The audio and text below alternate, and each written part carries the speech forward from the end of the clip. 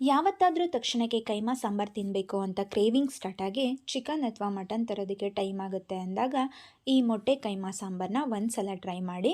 ಮೊದಲಿಗೆ ಮೊಟ್ಟೆನ ಬೇಯಿಸಿ ಸಿಪ್ಪೆ ಸುಲಿದು ತುರಿದಿಟ್ಕೊಳ್ಳಿ.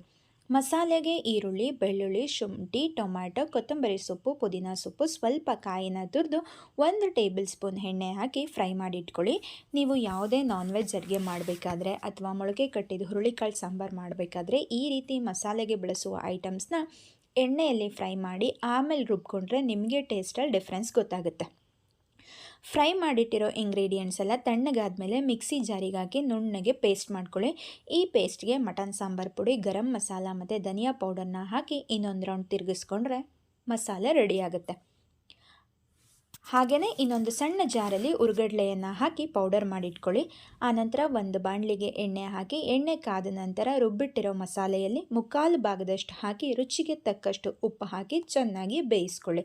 ಸಪ್ರೇಟಾಗಿ ಎತ್ತಿಟ್ಟಿರೋಂತಹ 1/4 ಮಸಾಲೆಗೆ ತುರಿದಿರೋ ಮೊಟ್ಟೆ, ಕಡಲೆ ಪುಡಿ ಹಾಗೂ ಒಂದು ಮೊಟ್ಟೆನ ಒಡೆದು ಹಾಕಿ ಚೆನ್ನಾಗಿ ಮಿಕ್ಸ್ ಮಾಡಿ ಉಂಡೆ ಕಟ್ಟಿ ಕುದೀತಿರೋ ಸಾಂಬಾರಿಗೆ ಹಾಕಿದರೆ ಮೊಟ್ಟೆ ಕೈಮಾ ಸಾಂಬಾರು ರೆಡಿ.